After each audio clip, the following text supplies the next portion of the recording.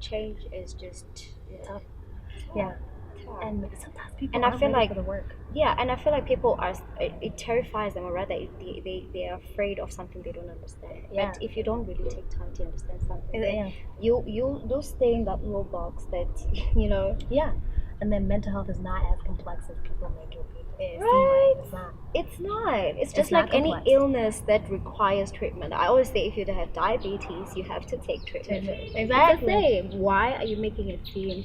There's just a lot of misconceptions that people are not ready to face the reality of regarding this sickness. Just beside itself, because it's multi-layered. There's bipolar, there's anxieties, there's PTSD, Depression, there's a all lot, and there are different kinds of depression. Yeah. Yeah. Right? Different types of bipolars. Exactly. Yeah. Like it's such Different a type of multi-layered conversation. It's just Yeah. we But need people to people, be ready. especially like I say, like Black people don't talk about those things. You're not allowed to talk about them. You're just supposed to be silent or live through those traumatic situations in your life and then expect it to turn out to be okay. And then that's why alcoholism is so prevalent here. And then, which weed smoking, not saying it's horrible, but I'm just saying if you're all you do is smoke weed all day, every day. Especially as a coping mechanism. Yeah. Because that's distraction. The biggest, Actually, you don't have to really deal with what you have going on. You're in just your life. suppressing. Just keep on suppressing, but it doesn't actually make you feel better. You keep just getting worse. Getting worse. Yeah, that's crazy. Oh, I was already recording.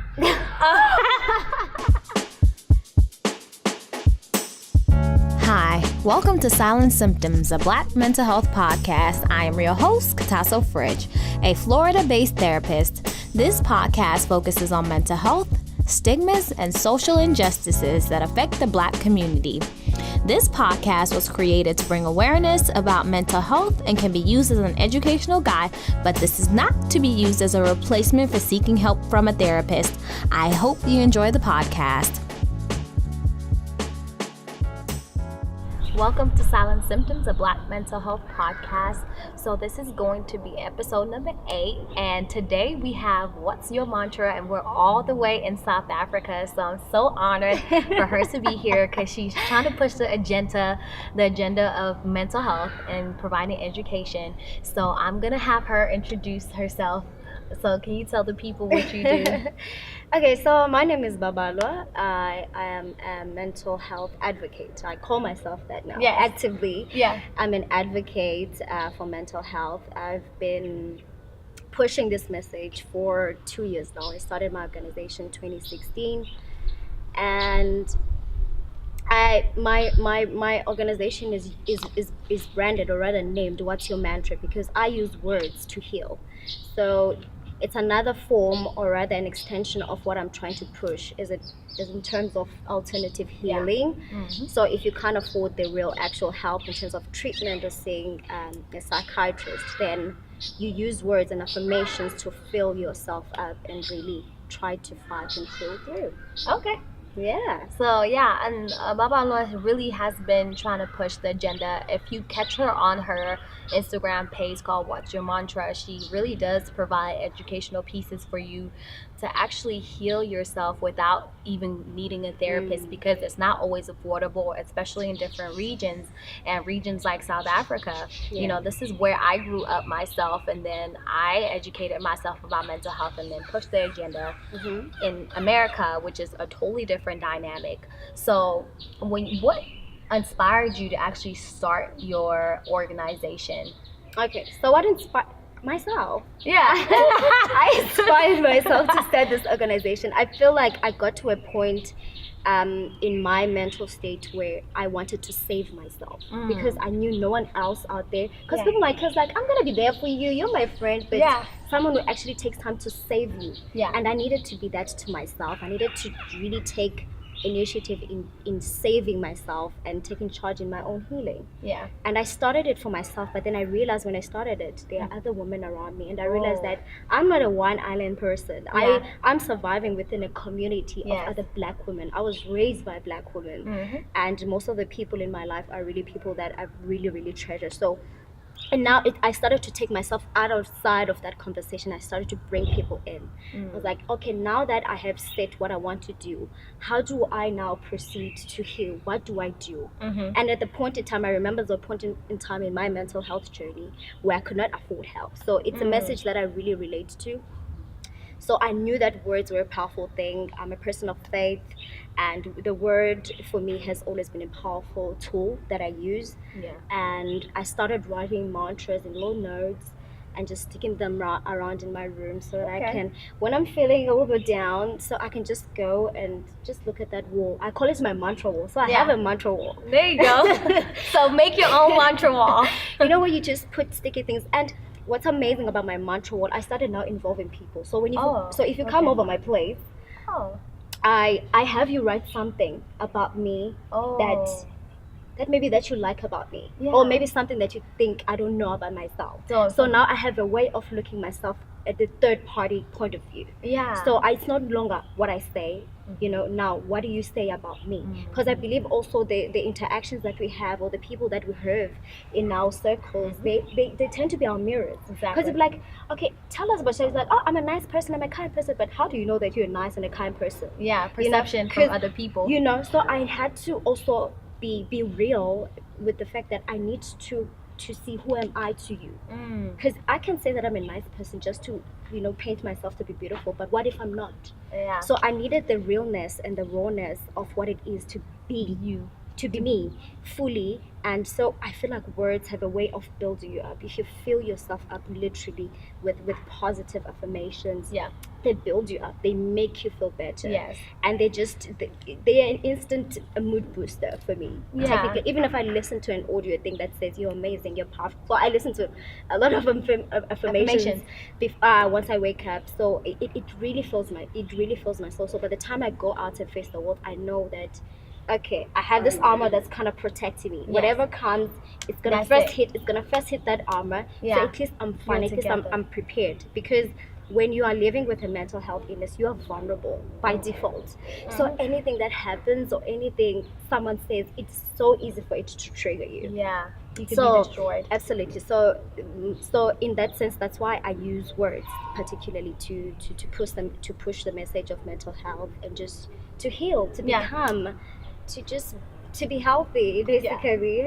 So that mantra wall, what if you see yourself, like you said, it's a great example of seeing yourself as somebody just so beautiful, and do you allow people to say something that you don't necessarily agree with? Or oh wow, okay, that doesn't happen. Because that would be so sad. Beautiful parts about you, but they're also the dark side. So you need to be welcome, to be welcoming to that other part as well, so that because you are able to embrace, once you are aware, self-aware that, oh, she's a liar, but how can you turn that around now and be an honest person, you know? So I look at it now, especially I don't like it. Let me be honest. Nobody likes it. Just truth out there. I don't like it when my friends tell me stuff about me, but I'm always at a receptive mode where I'm like, okay, I hear you. I hear you. I'm gonna take that. I'm gonna take that and I'm gonna work on it.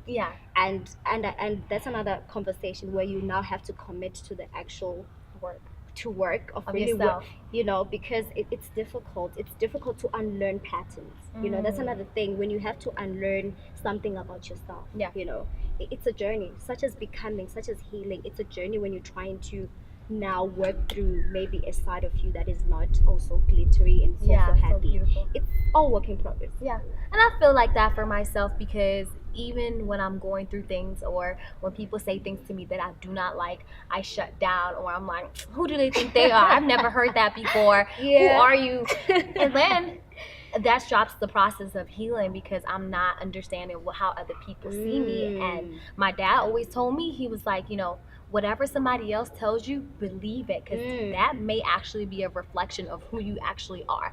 And when I try to take that stance, initially when somebody tells me about myself, I don't like it at all. But then when I sit in it and say, okay, what patterns am I displaying, or what did I display to that person for them to think that I'm that? Exactly. So, you know, it's a difficult thing. So growing up in South Africa, I never knew about mental health. and I really didn't understand the concept of mental health. Yeah. So for you, when was it a time when you knew about mental health? I feel like there was a point where I knew, but I just did not understand it. Okay. So yeah, I knew it existed. I've always known that I was different. Okay. I've always known, but I never really pinpointed what is wrong with me. Like, Okay. how am I? Like, I knew that I was different, but I never knew or understood what exactly makes me different from my peers or even like in the family. Because Okay. I've always felt like I'm a little bit different, but I Okay. don't really understand how. It only became aware, or I only became self-aware in high school. Okay. That's when I really was like, okay, I know that's something. Yeah. Something. And then I started to just read about it, but at that time I was not really hands-on. I was like, okay, there's being depressed, but Okay. but at that time being depressed was linked to either if you're stressed or it was just like something at that moment. It's Right. not something that actually needed treatment or anything. So yeah. That's when you learned about. Did your family talk about any type of mental health? No, and that's another huge thing is that because there was a huge elephant in the room. Yes. Like there was always that thing that we don't talk about it because there was someone in my family that was mentally ill. Yes. To a point where they're they were just not self-aware at some time of what they were doing or but we never talked about it. It was that thing that we always tiptoe around, Yeah. but we never really talk about it. Yeah. So we were never made to understand what actually it was. Okay. So for the most part of it, I was just it just left me confused. I was like, I don't understand why we're not talking about this. Why are we letting it? And it made me feel uncomfortable, and it made me mad. Yeah. It made me mad because I was so resentful to my family. It's like, why are they doing this? Yeah. And then even just outside of family, even at church, I was like, why are we not talking about this? Like, this cannot be the first time, or you cannot reference something like this in the Bible. Like, Yeah. why are we not talking? Like, I was just mad. Yeah. Why are we not talking Yeah. about this? So most of the work was just left to myself, especially when I started varsity after high school. That's when I really jumped into the pool and really understanding what was going on. And at that point in time, I remember when my mental illness started to get worse, that's when I really had to dive into my healing. And at that point, I was just shutting the world out, Like including my isolating. family. Yes, including my family, including the church. I was like, I need to now find a point of reference of who I am outside of all these people. External factors. Exactly. And then when I started seeking healing for myself, that's when I started educating myself, like really. Now and there's a lot of unraveling that goes into, especially if you're diagnosed, what actually your triggers, what actually what happened for you to Be come depressed. yes, exactly, to come to this point. And there's a lot of unraveling that I had to do, especially things that happen in your childhood, things that you don't understand. And here's this thing, this passiveness that we grow up, Yeah. as black children, we're not allowed to voice our Anything. concerns. No, we're no not opinion. if you're mad, you stay mad. Right. If you feel like saying something, you can't just say anything. Only adults do certain things. So that kind of thing has left me feeling very, very resentment towards my family and just external factors. Yeah. In Definitely, because I feel the same way as far as like even with my family, like it's known for people to do things and then everybody sweeps it under the rug, or oh, don't talk about it, or you're confrontational, or why are you so angry? I mean, I've been told that I was angry because I can voice my opinion and say what I feel. I'm different from my family because a lot of people are like, oh my God, we don't have to worry about that. Don't talk about that situation. But yeah. I do the complete opposite. Yeah. I will voice my opinion about different things, and that may or may not cause friction. But even with my mother, like, she's like, yeah, say how you feel. She encourages me to say how I feel, because even with her, she, like, when she's upset, she'll let it build up, and then go, and then boom. That was a total opposite for me. I was never allowed to say when I'm angry. Yeah. I used to have to sit with that, and I feel like that really, really messed me up. I wish I could have been given an opportunity as a young child to talk or express when I'm not happy about certain situations. Yeah. Well, let's say it happened when I moved to America, not here in South Africa. In South Africa, no way. Yeah. Like all my aunts, if you start saying one word, then you get a slap across the face or I on your know, mouth right? or whatever. But then when I got to America, and then people like, oh, you need to go back to your culture. That's not what we do. But it's like, culturally, are we really allowing our kids to have an opinion? If they're doing destructive things, that's an opportunity for education when they say something inappropriate. Because now, like, you know, when kids aren't allowed to say how they feel, they allow people to run all over them, or they overly voice their opinions in inappropriate situations because they weren't allowed to actually have that conversation. You know, and there is an appropriate time or inappropriate time to have conversations with people. If me and Babalwa are talking and a child just jumps in and interrupts, that's not an appropriate moment. However, we give them that space to have an opinion right after. You don't just slap them. Yeah, we don't slap. Don't hit your kids like that, okay? Just have a conversation with them and tell them when is it appropriate first and inappropriate. Yeah. So for me, you know, like trauma and all these things that happen, do people really discuss it in South Africa? Or how do you find your personal space, or how do you find like your circle? Do people talk about it? Because for me in America, even Black mental health, that's why I created this space for people to have these conversations that we don't have with each other. And you and I could be depressed, but if I don't talk to you about it, you'll never know, because depression can manifest in different ways. So do you have those conversations with your friends, and what happens? So I've become that girl who talks about mental health. Okay. So in my circles, especially with my friends, it's a conversation that I try to make them understand first. Because it's important that they get to know me. And you cannot know me without knowing what I'm about. Yes. And I'm all about mental health. So it's a conversation that I engage them in. And I've seen how uncomfortable it has been in the beginning. Yeah. But now it's a thing. It's a thing. They're gonna just ask me, so B, what are you up to now? How's your organization doing? Now I appreciate whenever I see them, like, how's the organization do? So now they are much more they are aware of what I'm about, and it makes me excited. A little bit of my family, they're coming around like, why is she talking about that? Yeah, but with my friends, wherever we are, even if we're out, even if whatever we're doing, there's always a conversation around it, or what it means, or whatever's going on, especially now with the hashtag surviving R. Kelly. So you're gonna know I'm gonna say something about that. So and I like how now they get excited whenever there's hashtags like this. What they expect me to say, or what they are waiting for me to contribute. They value your opinion about mental health. So now they're like, okay, with this, because now they are starting to be really interested just in the nitty-gritty of even the details of how you're doing this, or what is this exactly. And now they are aware even of the symptoms, like, okay, if someone is acting like this, are they qualified as bipolar? Or first I'm like, okay, wait, hold up. Are they anxious? We need to look at the bigger picture. So they are now understanding who I am in essence, and it's a very, very safe place for me, because I can be truly and utterly myself, and it's a beautiful feeling. Yeah, especially like, you know, your mental health is just like your physical health. People put a lot of effort into making sure that their physical health is in check. But if your mental health is not in check, and I will continue to say this, your life will never be in order, because there are always going to be some destructive behaviors that come along. Even for myself, when we do different things and act a certain way, that is part of who we are.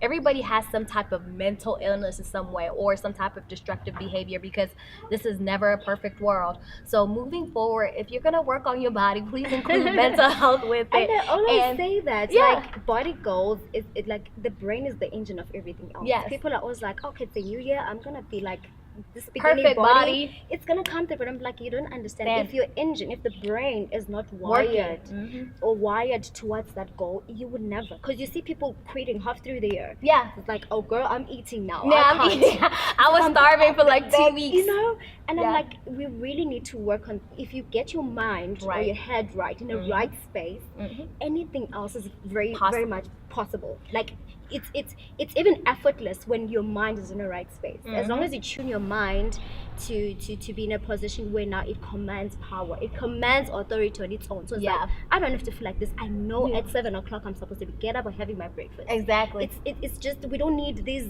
alarms or these things that remind you, these reminders on your phone, because your body knows, or your mind is trained to do those things.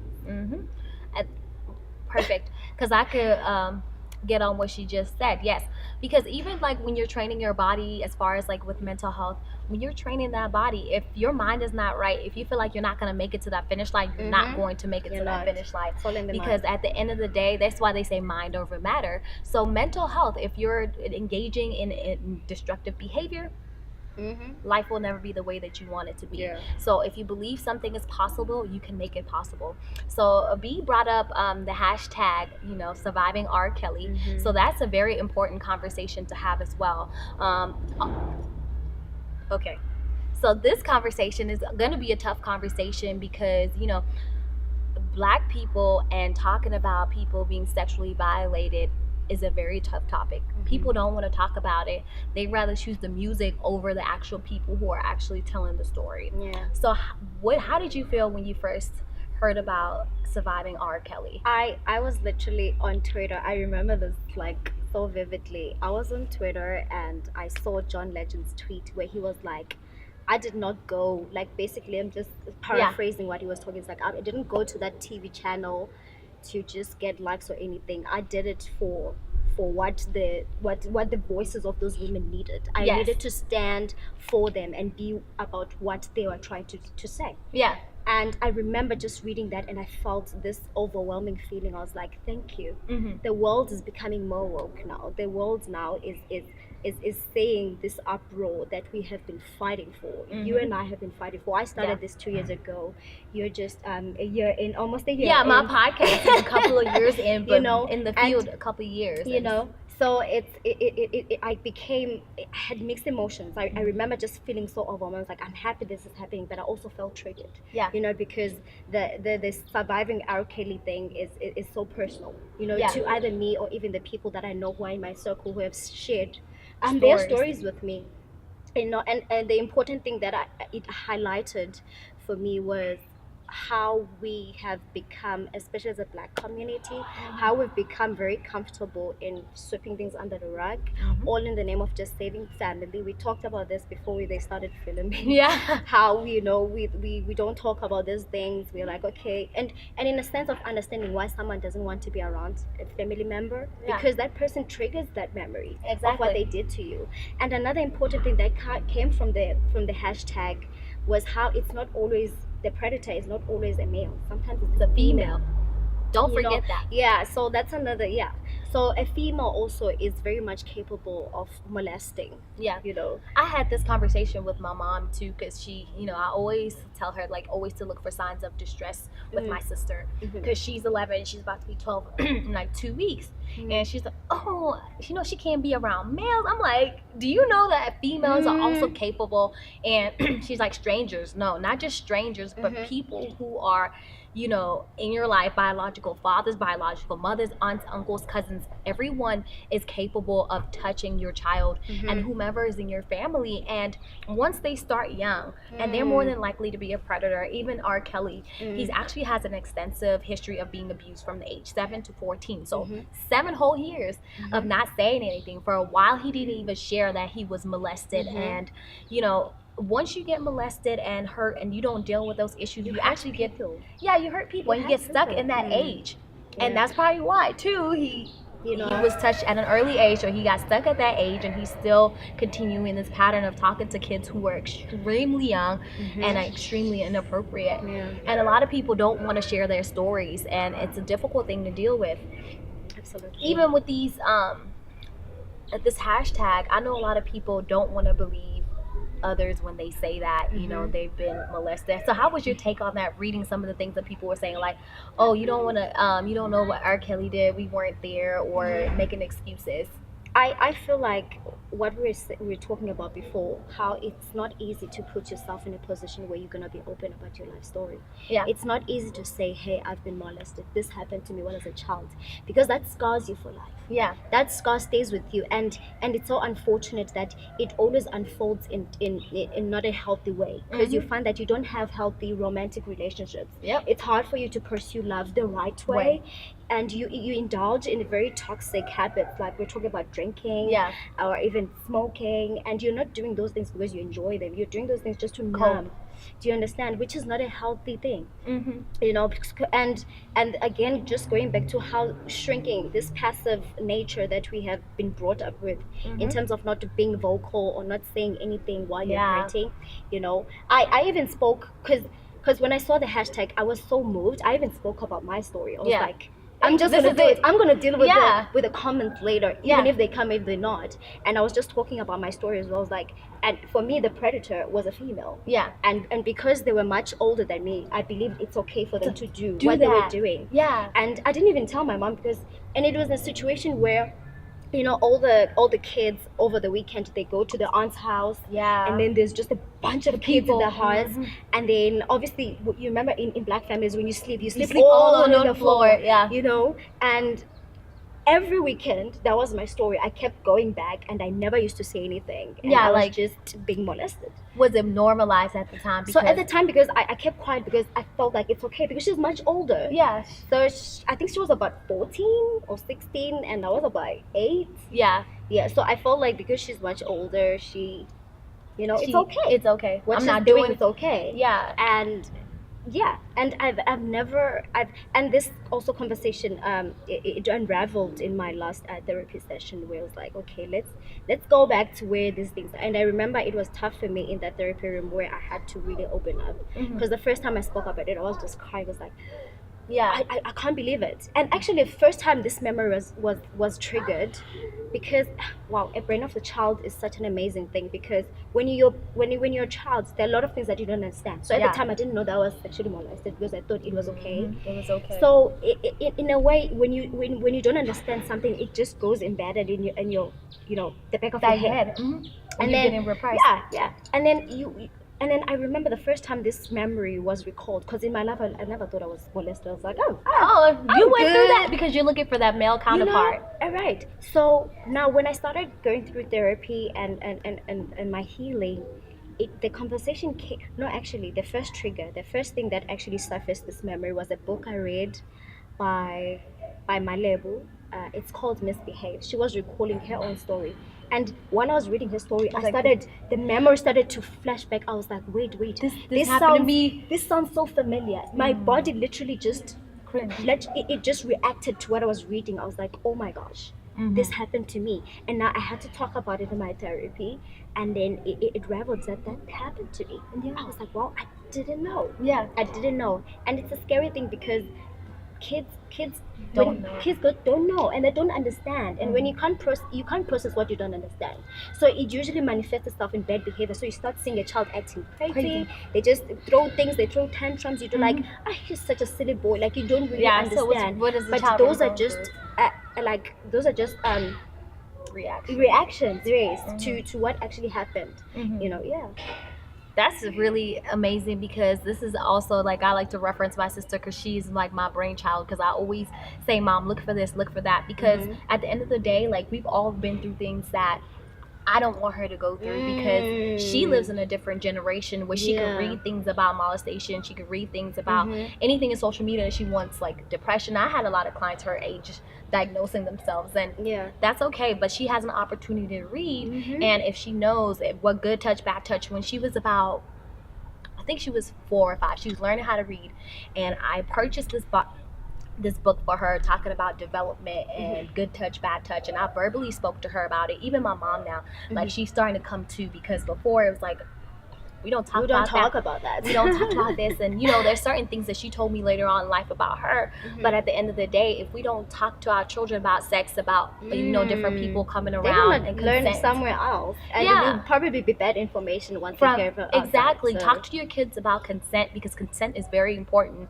Like, if we had the information about what good touch, bad touch is, we would probably know more how to tell. And absolutely. And then people think that, okay, when somebody violates you, somebody is threatening you, telling you don't tell anyone, don't do this, sometimes it doesn't necessarily manifest in that way. It could be somebody that you're used to every day, and they're touching you this way, touching you that way, and you don't know, or you don't think it's wrong, or they may tell you to touch them back and you feel like that's normal sexual behavior, but it's not. And especially when you're 8 or 14, 15, even though it's the age of consent, but we have to really be careful about who we let our kids around, especially immediate family as well. Don't exclude those people around our family, and always look for signs of distress. Absolutely. And the hashtag really has provided a movement, and you know, they also talking about trying to remove people in your circle who are trying to protect predators. We are known for trying to protect predators. That is so true. Like, people in our family are predators, but we don't talk about that because we include them in the circle of what's going on in reality. But at the end of the day, we don't know if we know somebody violated another person, why are we still allowing them in our family? Now the person who got violated is in an uncomfortable space. Yeah. They're just supposed to just suck it up. Yeah. They're told, no, he's a breadwinner. If he goes to jail, and now they're trying to make it your problem. I'm like, But that's not our problem. But what he did is gonna scar me for life, and that's people don't understand something that they're gonna see. With the scar, they're gonna see that he stabbed you. They're gonna they're gonna pay attention to that. But something that happens internally, this person violated my privacy. Exactly. And now, like what I was saying, how it affects your relationships, how now you're trying to pursue romance. You know, it becomes such a multi-layered problem itself, because it manifests itself now in different ways. Now you've become this toxic person. How again you're referencing how when you're hurt you end up hurting people. You understand, but this person is pretty. Why did they? Like, this person is hurt. Yeah.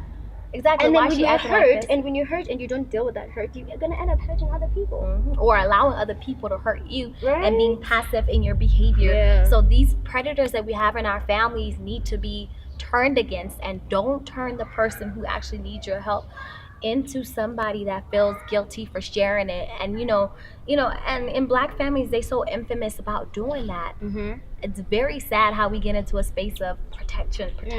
Even if it breaks the family, so be it. Yeah. Because you can't protect an uncle who's making your child uncomfortable. We need to be very protective over ourselves and even our families. If someone hurt you, they must be aware that they hurt you. You can't just protect them because he's the uncle, because we need him when we have to do certain rituals or anything like that, or family things. No, if it breaks the family, so be it. You survive, you'll be fine. That's right.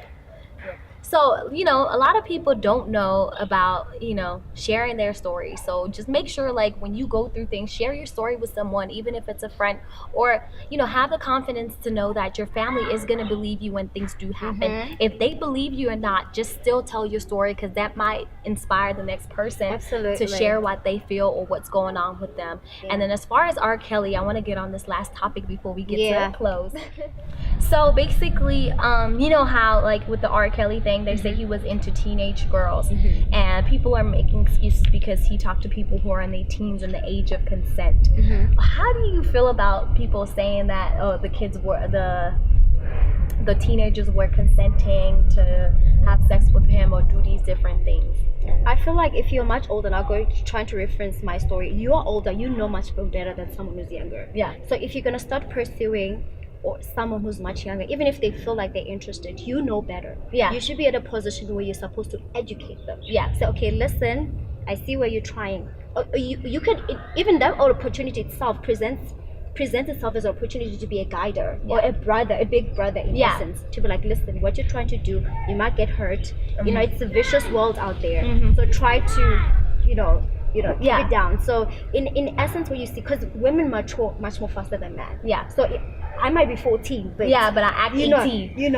I could lie about my age, but you know better. Why are you not correcting me? Why are you not preventing me? Because now I'm gonna go on a windmill of unhealthy patterns of relationships that's gonna string on, and I'm probably gonna get pregnant, or I'm probably gonna find myself in situations where I'm not supposed to be, maybe as an 18-year-old or as a 19-year-old. And I feel like that's another thing. We don't have that culture of really protecting each other. You're like, oh, I'm in it for what's good for me. Exactly. Because you're not there looking out for them. Because naturally, humanity being human is about taking care of your brother or your sister. You don't have to know them. You don't have to be tied by them by blood or relation. But just the fact that you're realizing that this person is a human. What can I do to contribute to their well-being, to their healing, to their becoming? Even friendships, like friends, like if you see your your teenage friend dating somebody that's in their 30s, please educate them and have a conversation with them about how destructive that could be.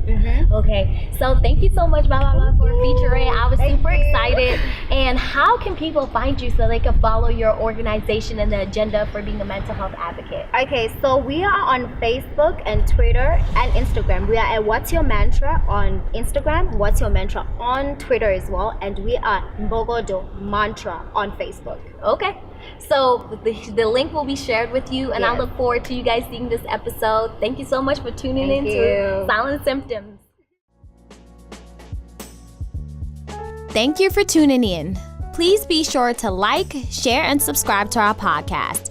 You can catch us on Anchor and all your favorite media streams. Follow us on Instagram, Facebook, and YouTube at Silent Symptoms Podcast.